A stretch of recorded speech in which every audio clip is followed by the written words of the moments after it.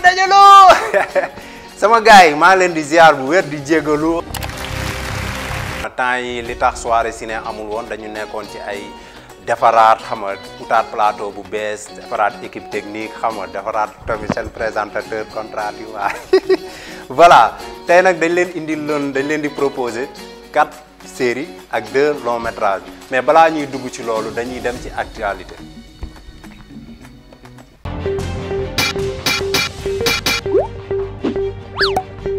Covid-19 ni mu empêché yeneen affaires yi ñu dox noonu la empêché tamit ci côté cinéma ay film yoo xamante ne togg nañ ko ba mu ñor mu waroon génn ci 2020 bi te mujjeewul génn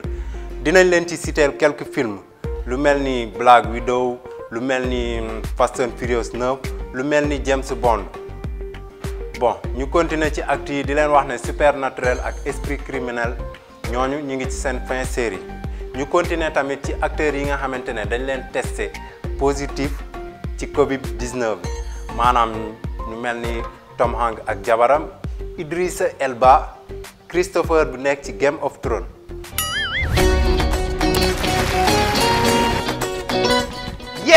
De retour ñu dem ci série yi dañ leen di proposer tey 4 séries yoo xamante ne mélange de science fiction la action ak leneen ñu commencé ci première série bi Little Voice. benn série la buy wax ci côté musique dina intéressé jeunes yi ak ñi nga xamante ne dañoo bëgg lu relax xam nga série boo xamante ne saison bi day gaaw du jël temps bu bari parce que sooy xool 9 épisodes la épisode bu nekk mi ngi nekk de 25 à 32 minutes xam nga loolu moom neex naa seetaan. Bon di leen wax ne Simone bu nekkoon ci Star en parlant de Star sax ñoom ñi ngi ci saison 3 ten saison 4 bi créateur kii bi neewoon na da koy mujjee def long métrage Simone boobu moo ñëw ci Little Voice di fa incarner benn personnage bu ñuy wax Jessica King.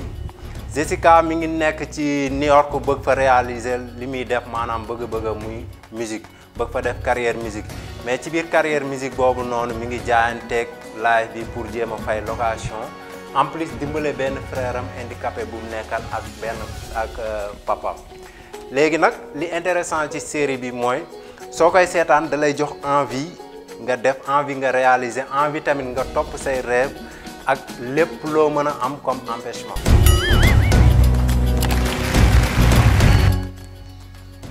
Deuxième série The Witcher. Geralt benn chasseur de monstre la boo xamante ne dafa am ay pouvoir de mutant yu koy permettre mu mën a affronter yenn créatures yu mel ni ay démons ay monstres ay loup-garou ak yeneen mi ngi nekk tamit ci monde boo xamante ne ancien temps la maanaam temps bu njëkk ba boo xamante ne nit ñi foofu am na ay nit yoo xamante ne ñoo raw ay monstres te ay nit lañ te tamit sooy xool série bi genre Game of Thrones la bu fekkee ne yow bëggoon nga Game of Thrones soo seetaanee série bi di nga ko bëgg parce que genre boobu la te ci même créature yi nga xamante ne ñoo nekkoon ci Game of Thrones ci yooyu tamit ci lay waxaat parce que booy xool fin Game of Thrones gars yi dañ doon wax ne à partir de Game of Thrones dinañ ci créer yeneen série man je me dis que série bi tamit ça fait partie ci série yi nga xamante ne yooyu lañ koy ci Game of Thrones lañ ko jëlee parce que sooy xool am na ay histoire yoo xamante ne avant Game of Thrones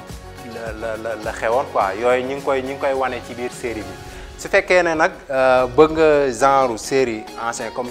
Game of Thrones ak série yoo xamante ne dafa bari ay raag ay épée ay kii boobu noonu sa série la mais nag attention dañ ne série bi interdit au moins de 18 ans parce que am na ay scènes yoo xamante ne scènes yu choquant la am na tamit ay scènes de sexe ak yeneen mais comme li ñuy wax rek série soo koy seetaan wala film del xool li nga xamante ne moo lay jariñ nga jël ko li nga xamante ne tamit jariñu la ci nga bàyyi forcé wuñ kenn bañ nañ ko ba dañ def interdit au moins de 18 ans voilà. Troisième série voilà bii mi ngi tudd Titan waa DC la série bi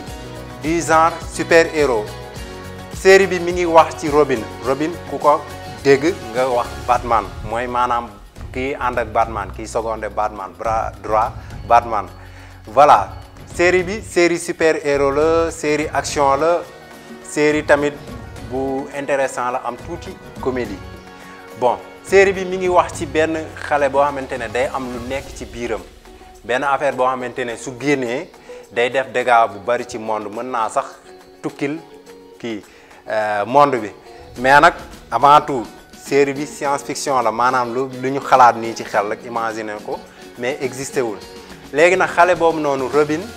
ak beneen gel ak beneen booy ñoom ñooy def tout pour protéger ko ba affaire boobu nekk ci moom du génn parce que bu génnee rek du baax léegi nag est-ce que loolu noonu ñoom dinañ fexe ba protéger ko ba xam dina génn wala du génn wala ñoom duñ ko protéger dina génn ak bu génnee lan lay def yooyu noonu soo ci bëggee am plus de détails da ngay def effort nga dem seetaani série bi mettiwul di leen wax ne nag léegi pour trouver série ak film dafa difficile ci internet bi mais soo demee Netflix di nga ko fa fekk voilà. Voilà dernière série baa ngi nii mi ngi tudd The Boys bii tamit comme bële la waa DC la même chose mais nag am na différence ak série bi ma leen waxoon sànq mooy The Titan parce que série bii nii contraire u bële la parce que bii ñi fi am pouvoir fii ñoom ñoo fi bandi yi mais nag ci biir loolu noonu population bi ñoom xamuñu loolu parce que dañuy defar seen image publiquement pour wane ne ñoom ñi ngi sauver monde bi bon ñi ngi sauver population bi or que du loolu léegi nag am benn petit groupe de personnes bu tuddee seen bopp The Boys ñooñu nag ñoom ñooy combattre kii yooyu noonu pour wane dëgg bi pour wax carrément ñooñu lan la pour wane seen visage li neex ci série bi mooy bon pour la première fois gars yi am pouvoir ñi jàppee ne ñoom ñooy ay super héros ñoom ñoo fi nekk défaillant loolu c'est intéressant ci film bi di leen wax ne nag film bi série bi bari na ay scènes yoo xamante ne dafa graaw ay rey yoo xamante ne dafa graaw aussi deret bi aussi bari na ci biir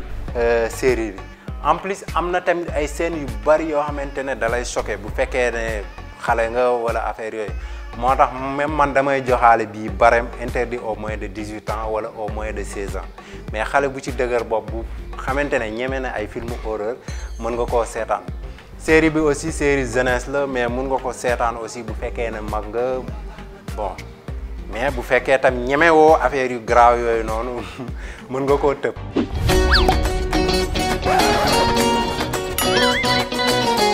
Voilà seen premier film mi ngi nii seen premier long métrage bi ñu leen di proposer comment comme ni ko turam di waxee rek dans le comment mooy ñi nga xamante ne nii dañoo nekk ci hôpital yi ñu tëdd di nelaw rek te du ñu yeewu te xamuñu kañ la ñuy yeewu film bi loolu la lay wan te li gën a intéressant ci film bi mooy soo koy seetaan di nga xaw a imaginer wala nga xaw a am tuuti comme ñoom lan la ñuy sentir bu ñu nekkee dans le comment di nelaw yeewuñ parce que foofu dinañ la wan ci biir film bi mooy ñaari groupe maanaam premier groupe bi mooy ñi nga xamante ne dañoo nekk dans le comment di nelaw ñu ak ñi nga xamante ne dañoo dee ba pare seen cerveau dee na mais dañ leen branché ci ay machine teew leen débranché ñooñu ñoo fa nekk genre monstre ñi nga xamante ne dañuy nëbb ñi deewagul léegi ci biir long métrage bi am na ci benn architecte boo xamante ne dafa nekk ci biir moom mooy créer ay kii ak ñeneen ñoo xamante ne ku ci nekk soo ñëwee dans le comment am na pouvoir spécial bu ngay indi ci monde boobu nag ñoom ñëpp ñoo fay daje ku ci nekk ak sa pouvoir spécial ñoom ñuy jéem a ànd bokk pour jéem a bañ ñeenee di leen poursuivre mooy ñi nga xamante ne dee nañ ba pare pour rey leen. film bi c'est intéressant neex na dina la jox ay sentiments dina la jox envie dina la jox tamit peut-être pour première fois nga xaw imaginer ñoom lan la ñuy daj fa ñu tëdd lan la ñuy daj fa ñu nekk.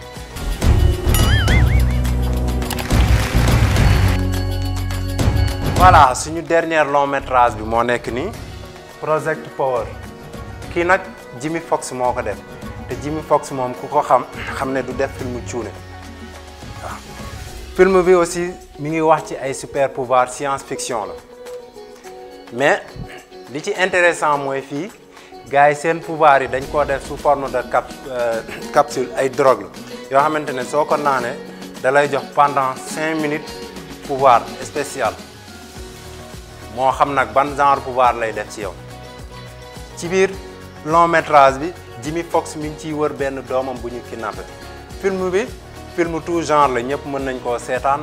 amul dara loo xamante ne da la ciy choqué mën nga ko seetaan ak sa famille mën nga ko seetaan ak ñoom Mame Boye ak ñoom xale ak tout le monde pour leen di leen wax ne rek film bi neex na neex boo xamante ni depuis le 14 août la ko gars yi dugal fële ci Netflix mais public bi gars yi ñi ngi laaj 2 bi parce que booy xool moom moo ëpp vue en ce moment ci Netflix maanaam li mu am ci vue benn film bu nekk ci biir Netflix amagu ko te Netflix bari na ay film yu bari yu fa nekk voilà di leen wax ne nag ngeen dem seetaani ko lu bees la neex na innové nañ ci tamit ay affaires yu bari am na ay scènes d'action yu bari ñi nga xamante ne bëgg nañ ay dóor ay leneen ak leneen seen film la.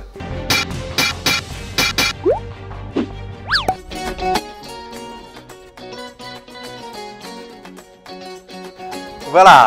lii lañ leen indiloon ci soirée ciné di leen remercier di leen wax ngeen gën a partager bon ngeen gën a abonné ci page bi